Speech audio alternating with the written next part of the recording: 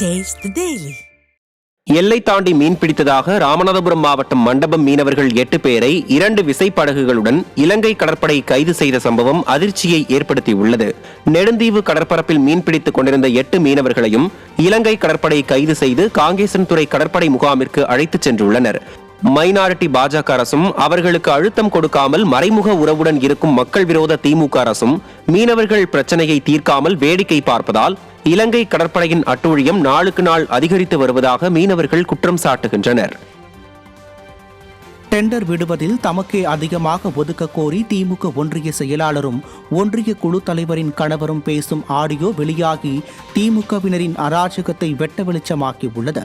திருப்பூர் மாவட்டம் உடுமலை ஒன்றிய பகுதியில் டெண்டர் விஷயமாக ஒன்றிய குழு தலைவர் மகாலட்சுமியின் கணவர் முருகனை செல்போனில் தொடர்பு கொண்டு உடுமலை திமுக கிழக்கு ஒன்றிய செயலாளர் SKM தங்கராசு என்ற மெய்ஞான மூர்த்தி பேசியுள்ளார். அப்போது தன்னுடைய ஆதரவாளரான தனபால் என்பவருக்கு அதிகமான டெண்டர்களை வழங்க வேண்டும் என அராஜக போக்குடன் மிரட்டும் தோணியில் அவர் பேசிய ஆடியோ தற்போது வெளியாகி பரபரப்பை ஏற்படுத்தியுள்ளது. ஆளும் மமதையில் திமுகவினர் அராஜகத்தில் ஈடுபடுவது நாளுக்கு நாள் அதிகரித்து வருவதாக மக்கள் குற்றம் சாட்டுகின்றனர்.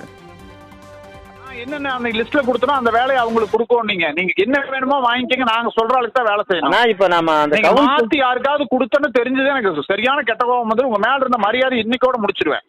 ஆனா அதாவது வந்து அவன் கவுன்சிலர் சத்தம் போட்டாங்கண்ணா, சத்தம் போடுறது யாருங்க? அவன் யாருங்க கவுன்சிலர் சத்தம் போடுறது? போடணும். ஒன்றிய செயலர் கேட்டுங்க, நான் ஒரே வார்த்தை சொல்லிட்டு நானு நாங்க யாருக்கு சொன்னோமோ அவங்களுக்கு தான் போடணும். நீங்க அவங்க சொன்னாங்க யாருக்கு போட்டுட்டு வந்தீங்கனாலும் நான் உங்ககிட்ட அப்ப சரியா இருக்க மாட்டேன், சொல்லின்னு வேண்டாம். ஆனா நான் சொல்லிடுறேன், நாளைக்கு நீங்க சப்ஜெக்ட மறந்துருங்க. நீங்க அப்புறம் பொலிட்டிக்கல் பண்ண முடியாது. நான் அந்த அளவுக்கு ஸ்ட்ராங்கா இருப்பதுல. ஆனா நான் தெளிவா நாங்க முடிவு பண்றது நீங்க யாருங்க? அவன் சௌரியத்துக்கு முடிவு பண்ண என்ன அர்த்தம் இது?